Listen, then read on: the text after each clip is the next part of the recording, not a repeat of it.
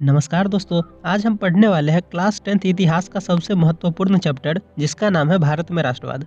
तो सबसे पहले हम ये समझते हैं कि भारत में राष्ट्रवाद का मतलब क्या होता है। तो राष्ट्रवाद का मतलब होता है अपने देश के प्रति प्यार और गर्व की भावना होना, जिसे हम आसान भाषा में देशभक्ति भी कह सकते हैं। तो आखिर हमारे देश भारत के लोगों के बीच में देशभक्ति की भावना कैसे उत्पन्न हुई और इस आज़ादी को पाने के लिए हमारे देश के लोगों ने क्या क्या संघर्ष किए, चलिए जानते हैं हम इस वीडियो में। हमारे इस चैप्टर की शुरुआत होती है 1914 ईस्वी से। ये वो साल थी जब विश्व की दो महान शक्तियाँ आपस में लड़ाई लड़ने लगती है। एक तरफ थी केंद्रीय शक्तियाँ और दूसरी तरफ थी धुरी राष्ट्र। केंद्रीय शक्ति में ऑस्ट्रिया हंगरी साम्राज्य, जर्मनी साम्राज्य और ऑटोमन साम्राज्य थी। ऑटोमन साम्राज्य को हम अभी तुर्की के नाम से भी जानते हैं। और जो धुरी राष्ट्र थी उसमें रूस, ब्रिटेन, अमेरिका और जापान था। तो ये दोनों शक्तियाँ आपस में लड़ाई लड़ रही थी, जिसे हम प्रथम विश्व युद्ध या फर्स्ट वर्ल्ड वॉर के नाम से भी जानते हैं। और जो प्रथम विश्व युद्ध है वो 1914 ईस्वी से लेकर 1918 ईस्वी तक चला था।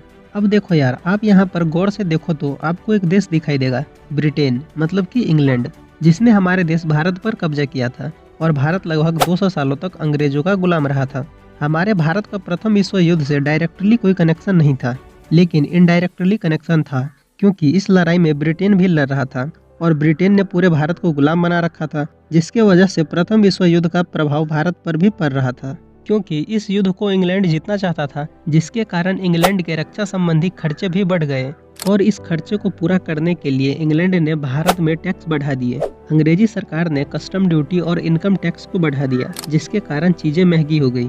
1913 ईस्वी से लेकर 1918 ईस्वी के बीच अधिकतर चीजों के दाम 2 गुने हो गए, जिसके कारण आम आदमी की मुश्किलें बढ़ गई।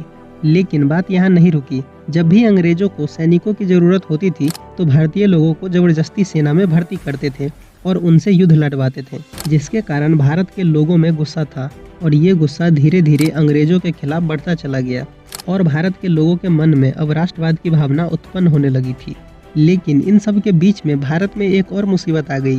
भारत के कई भागों में उपज खराब होने के कारण भोजन की कमी हो गई, जिसकी वजह से भारत में अकाल पड़ गया। और इसी समय भारत में एक और समस्या आ जाती है, इन्फ्लुएंजा महामारी। अकाल और इन्फ्लुएंजा महामारी ने भारत की परिस्थिति को बहुत ज़्यादा खराब कर दिया। आप लोग इसका अंदाजा इस बात से लगा सकते हो कि 1921 की जनसंख्या के अनुसार अकाल और महामारी के कारण लाखों लोग मर गए थे। भारत में इतना सब कुछ चल रहा था कि इसी बीच एंट्री होती है भारत के महान व्यक्ति की, यानी कि महात्मा गांधी की। गांधी जी एक वकील थे और वह दक्षिण अफ्रीका में काम करते थे। लेकिन गांधी जी 9 जनवरी 1915 ईस्वी को भारत आ जाते हैं। गांधी जी एक आइडिया लेकर भारत के लोगों से मिलते हैं और इस आइडिया का नाम था सत्याग्रह। ये आइडिया था अहिंसा का। गांधी जी का कहना था कि हम जो भी लड़ाई लड़ेंगे वो बिना हथियार के लड़ेंगे, सत्य की राह पर चलकर और शांतिपूर्ण तरीके से। इस आइडिया को लेकर गांधी जी ने भारत के 3 अलग अलग जगहों पर सत्याग्रह आंदोलन किए, जिसमें से गांधी जी ने पहला सत्याग्रह आंदोलन 1917 ईस्वी में बिहार के चंपारण जिलों में किसान के लिए किया था, क्योंकि जो अंग्रेज थे वो किसानों को जबरदस्ती नील की खेती करने के लिए बोलते थे और जिस भी जगह पर नील की खेती होती थी वो जगह बंजर हो जाती थी, मतलब कि खराब हो जाती थी। और जो अंग्रेज थे वो किसानों को नील की खेती करने के बदले पैसे भी बहुत कम दे देते थे, जिस वजह से किसान लोग काफ़ी परेशान थे। इसीलिए गांधी जी यहाँ पर किसानों के साथ मिलकर पहला सत्याग्रह आंदोलन करते हैं और जीत जाते हैं। इसके बाद गांधी जी ने अपना दूसरा सत्याग्रह आंदोलन 1917 ईस्वी में ही गुजरात के खेरा जिले में किसानों का साथ देते हुए किया था, क्योंकि जो अंग्रेज थे वो किसानों से बहुत ज़्यादा टैक्स मांग रहे थे। लेकिन उस समय पर किसानों की फसलें खराब हो गई थी और प्लेग नाम की महामारी भी फैली हुई थी, जिसकी वजह से किसान टैक्स नहीं दे पा रहे थे। लेकिन गांधी जी ने किसानों के साथ मिलकर सत्याग्रह आंदोलन किया और टैक्स नहीं लेने की मांग की और गांधी जी इस आंदोलन को भी जीत जाते हैं। इसके बाद गांधी जी ने अपना तीसरा सत्याग्रह आंदोलन 1918 ईस्वी में गुजरात के अहमदाबाद शहर में मजदूरों के लिए किया था, क्योंकि वहाँ के जो मजदूर थे उसको मजदूरी यानी कि पैसा बहुत कम दिया जाता था। तो जो मजदूर थे वो परेशान थे, क्योंकि महंगाई बढ़ गई थी, इसीलिए मजदूर ज़्यादा पैसों की मांग कर रहे थे। इसीलिए गांधी जी मजदूरों का साथ देते हैं और अपना तीसरा सत्याग्रह आंदोलन करते हैं और गांधी जी तीसरा सत्याग्रह आंदोलन भी जीत जाता है। अब देखो यार, ये जो आंदोलन हो रहे थे देश के अलग अलग जगहों पर, इसको देखकर जो अंग्रेज थे वो शांत थोड़े ही रहेंगे। इन सब को देखकर अंग्रेजों को आ गया गुस्सा। इसीलिए अंग्रेजों ने एक कानून पास कर दिया जिसका नाम था रोलेक्ट एक्ट। तो रोलेक्ट एक्ट एक कानून था जो 1919 ईस्वी में अंग्रेजों के द्वारा पास किया गया था और इस कानून में लिखा गया था कि जो भी व्यक्ति क्रांति करते हुए पकड़ा जाएगा उसको 2 साल तक जेल में रख दिया जाएगा और उस व्यक्ति को अपनी बेगुनाही साबित करने का मौका भी नहीं दिया जाएगा।